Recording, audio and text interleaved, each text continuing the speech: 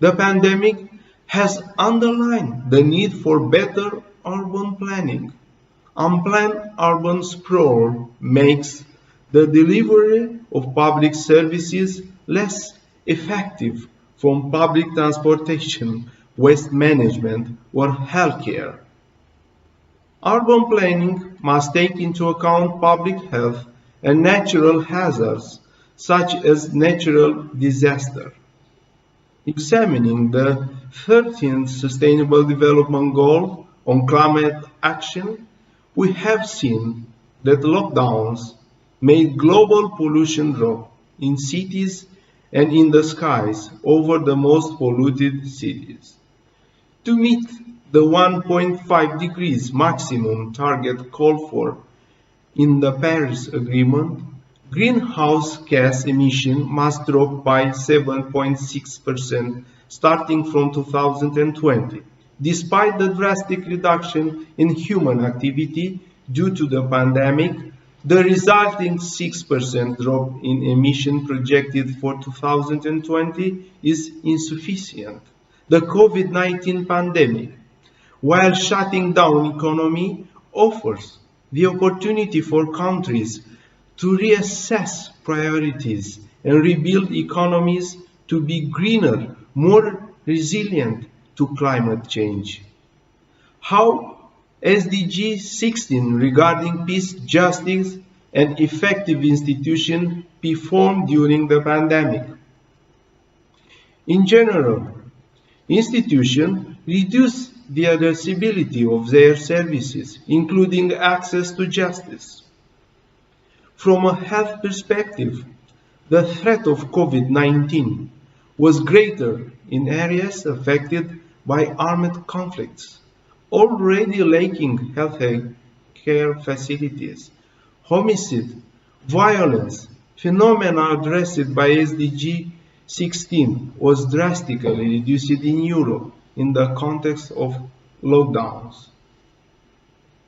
Unfortunately, according to United Nations data for 2020, in Latin American countries with a high level of violence, no significant reduction in homicide rates has been measured.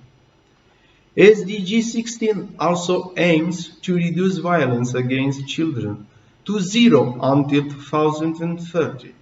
The impact of COVID-19 on children's risk of exposure to violence is still unknown in the context of school closures and lockdowns.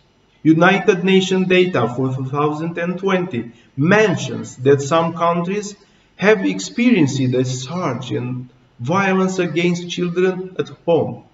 The school was moved online, and the internet for remote learning might have exposed children to cyberbullying or risky online behaviors. School digitalization also meant that many children in development countries simply lacked adequate internet connections and hardware at home to be used for educational purposes. The digital divide in a pandemic context has impacted the learning performances of the most disadvantaged children, creating further inequalities for the future. Finally, looking at the 17th goal, partnership for the goals, we can only imagine that official development assistance budgets will be impacted by the economical consequences of the pandemic. Foreign direct investments and global value chains are likely to take a hit from the coronavirus crisis. United Nations Sustainable Development Goals for 2020 report mentioned that foreign direct investment will decline to 30% in 2020 and 10% in 2021. This evolution, associated with a corresponding 30% decrease in global trade, will generate social and economic difficulties in developing countries where foreign direct investment is generating jobs and opportunities for the deprived.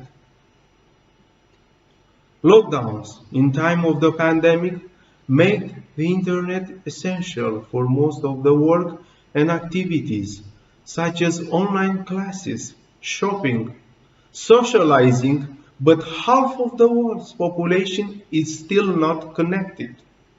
Oceania, excluding Australia and New Zealand and sub-Saharan Africa, are the least connected regions, while North America and Europe are global leaders in internet access.